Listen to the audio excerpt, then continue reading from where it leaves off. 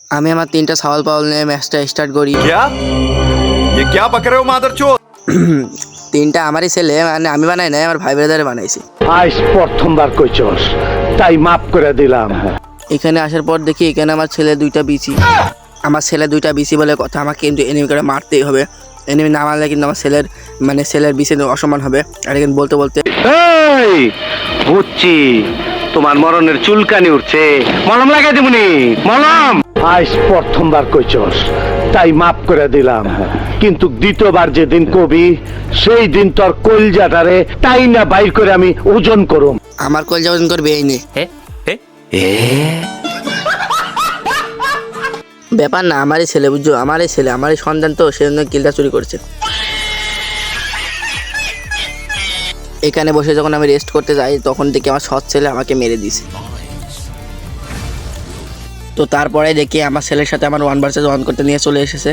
আর কয়জনের সাথে 1 ভার্সেস 1 করে বলো দিন, ওর মার সাথে করে রাত্রে আর ছেলের সাথে করে দিন আনি।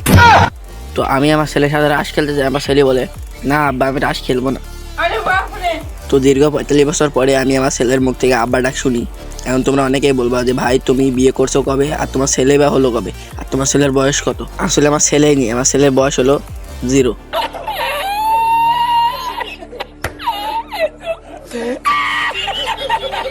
আসলে আমার বউ আছে, আমি বিয়েও করেছি, কিন্তু আমার আজও বাচ্চা কাচ্চা হয় নাই, কারণ আমি মনে মনে বিয়ে করেছি। তাহলে বিয়ের গল্প শোনার জন্য আমি ম্যাচটা ড্র করে ফেলি। আর তারপরে কিন্তু আমি রিভাইভ পেয়ে যাই। আর রিভাইভ পাওয়ার পরে আমি ফুটবল খেলার জন্য চলে আসি, না মানে ফ্যাক্টরি লেভে পড়ি। আর ফ্যাক্টরি লেভার পরে দেখি আমি ইএমপি পেয়ে গেছি। আর ইএমপি আর উইনচিস্টার পাওয়ার পরে আমি এনিমি খুঁজি। এখানে একটা এনিমি লাভলু দেখলাম, এনিমিটা খুঁজি। আর এখানে কী হচ্ছে, এখানে দেখি এনিমি, আর এনিমিকে আমি 2টো শট কিন্তু নক হয় না, আরেকজন নক করে দেয়। আমি কিল চুরি করার জন্য মারি, কিন্তু শালা কিলটাই নিয়ে নেয়, আমাকে কিলটাও দেয় না। সমস্যা নেই, আমার এটা ছেলে, সব করে আমার ছেলে, সমস্যা নেই। এখানে লোড করতে ভয় করছিল, সেখানে উপরে যাই। আর উপরে যাওয়ার পরে দেখি এখানে গোলাল মেরে দিলাম। আর এখানে গোলাল মারার পরে দেখি এই শালা এখানে বসে আছে। আর শালা না, আমি তো শালা।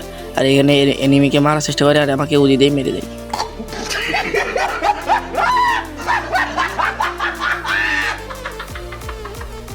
আমার বড় ছেলেকে 3.5 বছর তেল মারার পরেই আমাকে রিভাইভ দিতে যায়। আর রিভাইভ বক্স ছিল না, সেজন্য কিন্তু অবশেষে দিয়ে দেয়। আর 45 বছর পর রিভাইভ পাওয়ার পরে আমি কি করি, আমি কোলেক্টরে যেতে চাই। আর কোলেক্টরে যেতে গিয়ে ফ্যাক্টরিতে পড়ে যাই। তো এখানে যখন আমি আমার লুট বক্স লুট করতে আসি, তখন দিকে একটা পুকা এরো মেরেছে। পুকা এরো মারার পরে আমার ড্যামেজ খেতে খেতে আমার 2 হেলে বেঁচে যাই। আর 2 হেলে বাঁচার পরে আমি 2টা প্রোটিন খেয়ে নিই, পট করে না, খটখট করে 2টা প্রোটিন খেয়ে নিই। আরেকটা গোলাল মারার পরে আরেকটা প্রোটিন খেয়ে নিই।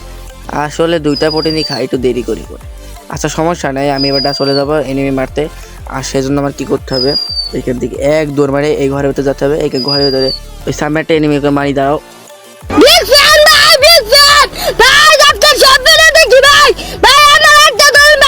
তো আমি এখানে মরার পরে আমার টিমমেট দিকে তাকিয়ে দেখি আমরা 3টাই শেষ। এখনো কিন্তু আমাদের একজনে টিমমেটই বেঁচে আছে, আর সে হলো আমাদের হাসান ভাই। হাসান ভাইয়ের কাছে টোকেন তো নাই, 500 টোকেন আছে। দেখা যাক কি করে হাসান ভাই। 5 minutes later. তো অনেক কষ্ট করার পরে হাসান ভাই টোকেন ঘুষি নিয়ে আসে। টোকেন ঘুষি নিয়ে আসার পরে আমাকে রিভাইভ দিয়ে যায়। আর তখনই সামনে একটা এনিমি বেঁধে যায়। আর আমি তো বলি তো জোরে জোরে যাই, রিভাইভটা দিয়ে আসো জোরে জোরে। আর এখান থেকে ঘরের ভিতরে ঢুকতে যাই, পারে না। আর তখন আমাদের সাথে, তো তোমাদের উদ্দেশ্যে একটাই কথা, আমরা অনেক কষ্ট করে ভিডিও বানাই, তোমাদের কাছ থেকে একটু সাপোর্ট পাওয়ার আশা। তো প্রতিটা কন্টেন্ট ক্রিয়েটরই চায় যে তোমাদের কাছ থেকে একটু সাপোর্ট পাবে। তো আমাকে একটু সাপোর্ট করো, তোমাদের ছোটো ভাই হিসাবে আমাকে একটু সাপোর্ট করো। আর ভিডিওটা কেমন লাগলো অবশ্যই কমেন্ট বক্সে বলে যাবা। আর সবাই ভালো থাকবা, সুস্থ থাকবা। আল্লাহ হাফেজ, দেখা হচ্ছে নেক্সট ভিডিও।